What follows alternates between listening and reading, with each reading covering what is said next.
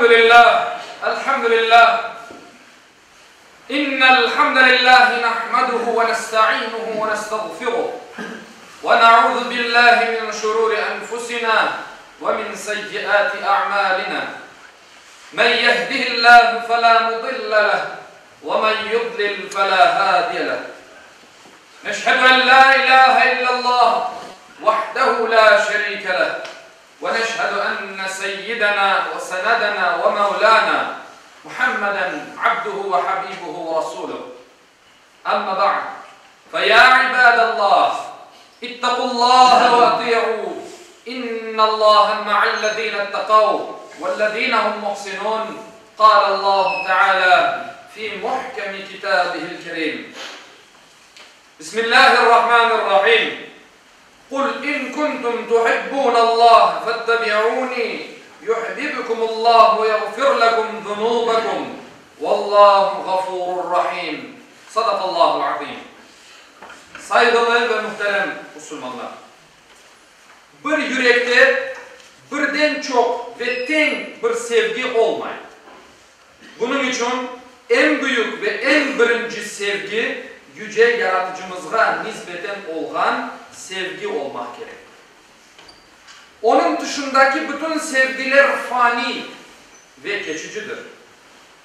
Allah sevgisine erişmenin yolu ise o sevgen kimselerin yolundan gitmektir. Onların özümüzge yol rehberi yapıp onların yolunu takip etmektir. Numune rehberimiz evvela Peygamber Efendimiz Muhammed sallallahu aleyhi ve sellem, Allah'tan son en çok onu sevmek ve onun yolunu takip etmekten emir olundu. O nefislerimizni Allah ve Peygamber için daima feda etmeye hazır olmak gerektir. Çünkü bu nefisini bizlerge bergen Allah'tır. Ve gene de Allah onu bizlerden cennet karşılığında satın aldı.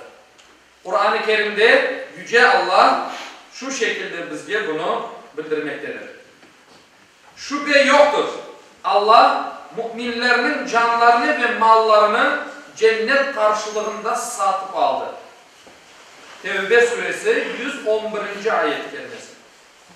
Başka bir ayette Yüce Rabbimiz bizlerge şu şekilde buyurar. Müminler için Peygamber öz canlarından daha yakındır. Onun kadınları da onların analarıdır. Ahzab suresi 6. ayet kelimesi. Peygamber Efendimiz bu mevzuyla bağlı bir hadis-i şerifinde şöyle aylar. Sizlerden biriniz beni ana babasından, ballarından ve bütün adamlarından daha çok sevmediği hakiki Müslüman olamaz. Eğer sevmezse hakiki Müslüman olamaz. Sahabiler onun arkasından gittiler. Onunla beraber her zorlukka dayandılar. Ve ayağına bir tikenin kırmesine bile razı olmadılar. O bizlerge hayatının en alanın ayakları, hususlarını anlatıp gösterdi. Allah ondan, sahabilerinden ve onların arkasından ketken herkesten razıdır. Bunun için eğer de Allah'ın bizlerden de razı olmasını istesek, bizler de onların arkasından ketmek gerekir. Muhterem Müslümanlar, Peygamberimizi sevmek imanın temel esaslarındandır. Allah onu bizler için sayladı ve terbiye etti. En yaxşı ahlakka sahip edip adamlarga rehberlik yaptırdı. Peygamberimiz aleyhissalatu vesselam daha balalıkta babasız ve anasız kaldı. Mekke'deki baylarının koylarını baktı ve bir vakit emanetke hıyanetlik yapmadı. Peygamber olgan son onu görgen kimer adamlar endişelendigen ve kaldıramağa başlayabilir. Onu sakinleştirmek için Peygamberimiz de şu şekilde bir sözü vardır. Korkma, men kuru ötmek aşağıdan kadının oğlum deyip, onlarını sakinleştire eder. Böyle mübarek bir peygamberge ümmet olganımız için Allah'a binlerce şükürler olsun. Asırlardan beri anlatılıp hakkında binlerce kitap yazıldı ve inşallah yazılmaya da devam edecektir. Bu münasebetle Müslüman degen erkim onun ve sahabilerinin hayatlarını öğrenip arkalarından ketmesi gerekir. Hutbenin başında okugan ayetinin manasını bitirmeye ve hutbemi yetinlemeye isteyeyim. Peygamberim böyle ayet. Eğer siz gerçekten Allah'ını sevi olsanız arkamdan ketin ve Allah sizlerini sever ve günahlarınızı bağışlar. Allah günahlarını bağışlayıcı ve çok merhametlidir. Ali İmran suresi 31. ayet-i Allah Teala cümlemizle bütün dünyada yaşanan Müslümanlarını böyle güzel peygamberinin ümmeti olmamızı nasip eylesin. Ela inne ahsanel kelam ve ablagan nizam kelamullahil melikul azizil allam kema kâle Allahu tebâreke ve teâlâ fil kelam ve izâ kuri'el Kur'an fastemi'û leh ve ansitû leallekum turhamun. A'udhu billahi mineşşeytanirracim. Bismillahirrahmanirrahim. İnned dîne indallâhil islam. Sadakallâhul azîm.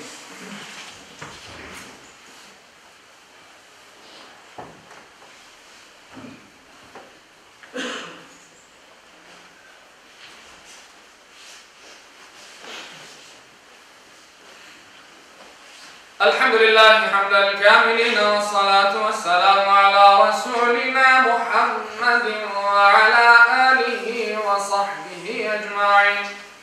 Ta'zîmen li nebiyyihi ve tekrimen li fekâmeti şâni şerefi safî. فقال عز وجل من قائل مخبرا وآمرا إن الله وملائكته يصلون على النبي يا أيها الذين آمنوا صلوا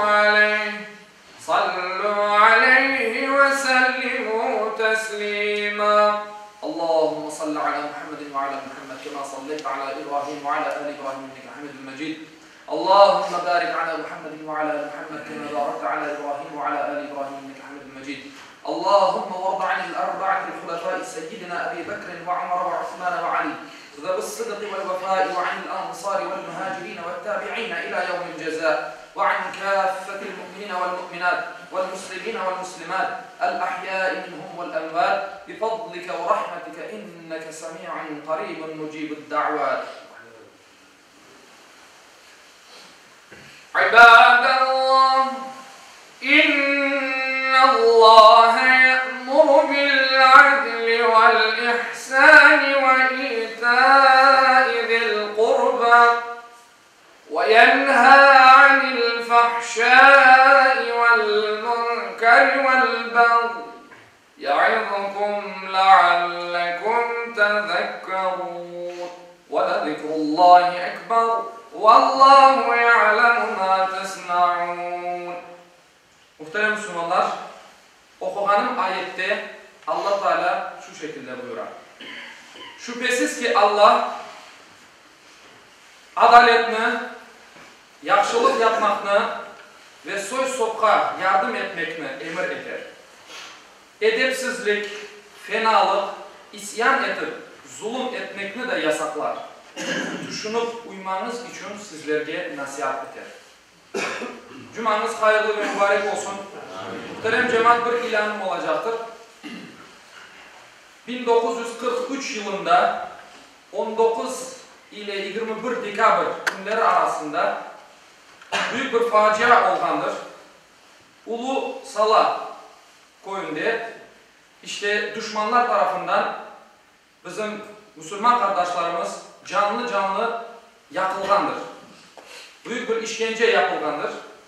Onun için Cuma namazından son dualarımızda etkenimizde bu Müslüman kardeşlerimizle dua etmekten unutmayınız. Allah Teala onların ruhlarını şad eylesin. Yatakları, durakları cennet olsun